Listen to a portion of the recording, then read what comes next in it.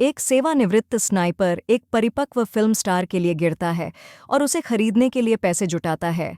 लेकिन वह इस तथ्य को छुपाता है कि उनका संबंध उसकी संदिग्ध फिल्मों से कहीं आगे जाता है।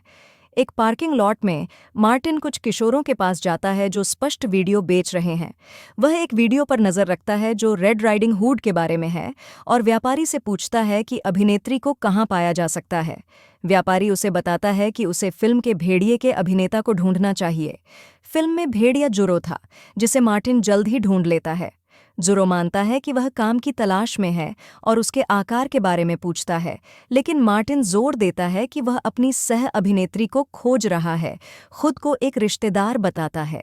जुरो चेतावनी देता है कि उसे अपनी पत्नी को वीडियो नहीं दिखाना चाहिए, वरना उसे सदमा लगने से गर्भपात हो सकता है। जब वह ऐसा कहता है तो उसकी पत्नी उसे कॉफ़ी देती है, इसलिए अभिनेता उसे झूठ बताता है कि मार्टिन उसका नया प्रबंधक है जिसने ऑस्ट्रिया में सभी कॉन्सर्ट बिकवाली कर दी है।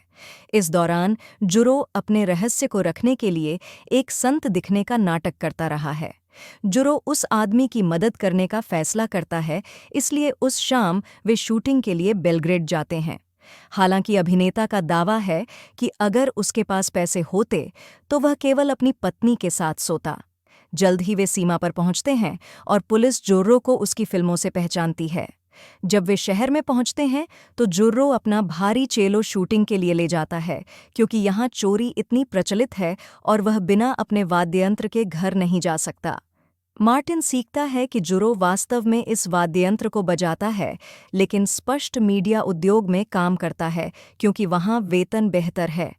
वे फिल्मिंग स्थान पर पहुंचते हैं, जहां जुरो मार्टिन को सह निर्माता स्टोन से मिलवाता है, जिसके पास महिला सहायक हैं।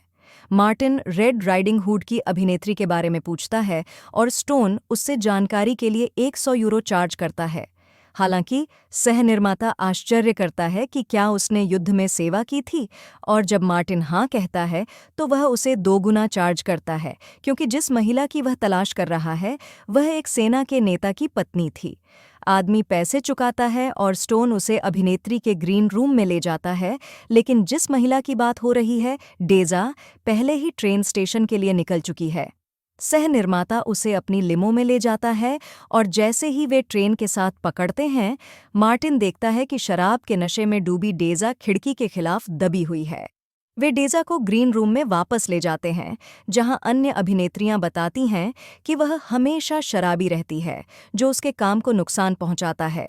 वे आगे चर्चा करते हैं कि वह क्रोएशिया में एक आंशिक रूप से नष्ट घर में रहती है और युद्ध मुआवजों से एक सम्मानजनक जीवन जी सकती थी। जब वे बात कर रहे होते हैं, मार्टिन ने शराबी महिला को आंसुओं में देखा, जिसे देवेन, एक अभिनेत्री, ने देखा। फिर वह उस आदमी को लुभाने की कोशिश करती है, लेकिन अचानक डेज़ा फर्श पर गिर जाती है। मार्टिन मदद के लिए आगे बढ़ता है, लेकिन एक सहायक उसके प्रति बंदूक तानता है। फिर स्टोन उसे 35,000 यूरो में डेज़ा देने की पेशकश करता है। बाद में उस दिन जोरो एक ट्रेन की सवारी करता है, क्योंकि मार्टिन ने पैसे जुटाने के लिए उसकी कार उधार ली थी ताकि वह डेज़ा को खरीद सके। जोरो ने उसे सलाह दी कि कभी पैसे न मांगे, क्योंकि गरीबी केवल यह मापी जाती है कि कोई कितना चाहता है। हालांकि वह इस सलाह का पालन नहीं करता और इसके बजाय उन सभी से पूछता है जो उसे पैसे ओ करते हैं, यहाँ तक कि एक पुराने ग्राहक के परिवार का पीछा करते हुए भी। ग्राहक की विधवा के पास वह राशि नहीं है, लेकिन चूंकि उसने उसे भुगतान किया है, वह और उसके रिश्तेदार कुछ नकद जुटाने के लिए जुटते हैं। यह पर्याप्त नहीं है, इसलिए मार्टिन एक कार्यालय में घुसपैठ करता है और अवैध रूप से नक्शे कॉपी करता है, जिन्हें वह लोगों को बेचता है ताकि वे युद्ध में मारे गए अपने खोए हुए रिश्तेदारों के अंतिम संस्कार स्थलों को खोज सकें। अब जब उसके पास पैसे हैं तो वह और जुरो, स्टोन और डेज़ा से मिलते हैं। महिला अभी भी शराबी है, क्योंकि स्टोन उसे सूचित करता है कि अब वह मार्टिन की है। सह निर्माता फिर नए मालिक को उसका पासपोर्ट और उसे सीमा पार करते समय विनम्र रखने के लिए एक वोडका की बोतल सौंपता है। जब वे सीमा पर ड्राइव करते हैं तो अधिकारियों ने डेज़ा को रेड राइडिंग हुड के रूप में पहचान लिया, इसलिए जुरो समझाता है कि वे पहली बार क्रोएशियाई सर्बियन सह उत्पादन फिल्म बना रहे हैं। सीमा अधिकारी उसकी बात मान लेता है और उन्हें पास करने देता है। जल्द ही डेज़ा मार्टिन के घर के अंदर खड़ी होती है जब आदमी उसे चारों ओर दिखाता है।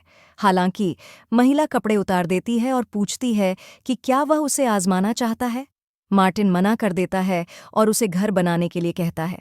उस रात वह और मार्टिन बिस्तर पर जाते हैं, लेकिन जैसे ही आदमी सोता है, डेज़ा अपने काम के दोस्तों को फ़ोन करती है, यह साझा करते हुए कि घर कितना भव्य है और उसका नया मालिक उसे छूता या नुकसान नहीं पहुंचाता, जब वह अलग तरह के व्यवहार के लिए उपयोगी थी।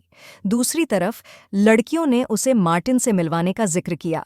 अगले दिन मार्टिन जागता है और पाता है कि डेज़ा अचार खा रही है, इसलिए वह उसे ड्राइव पर ले जाने का फैसला करता है। वह पूरे रास्ते सोती है और जब वह जागती है तो खुद को अपने पुराने घर के सामने पाती है।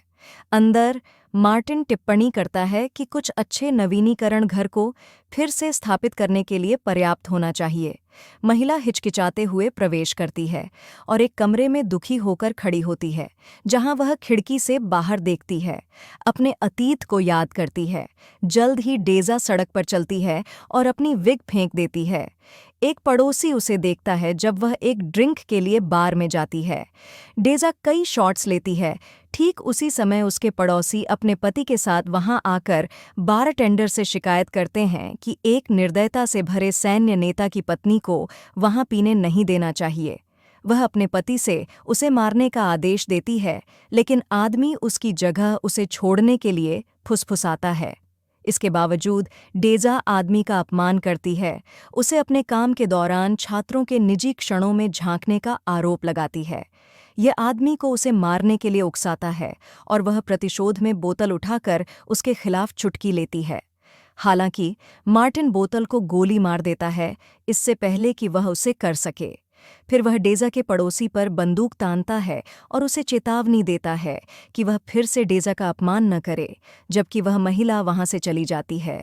उस रात मार्टिन के घर डेज़ा सोती है, जबकि आदमी याद करता है जब वह युद्ध में स्नाइपर के रूप में सेवा करता था। जहां वह तैनात था, वह के घर को देख सकता था, जिससे उसे हर दिन उसके पीछे की नज़र रखने की अनुमति मिली। अगले दिन डेज़ा अकेले जागती है और चाबियां, नकद और एक किराने की सूची पाती है, जिसे मार्टिन ने उससे खरीदने के लिए कहा था। अन्यथा मार्टिन अपनी मां मारिया से अस्पताल में मिलता है। महिला पूछती है कि वह कैसा है और जानती है कि उसकी चोट अभी भी दुख रही है, चूंकि मारिया को किडनी फेल होने के कारण डायलिसिस की आवश्यकता होती है। मार्टिन दाता बनने की पेशकश करता है, लेकिन परीक्षणों से पता चलता है कि वह इसके लिए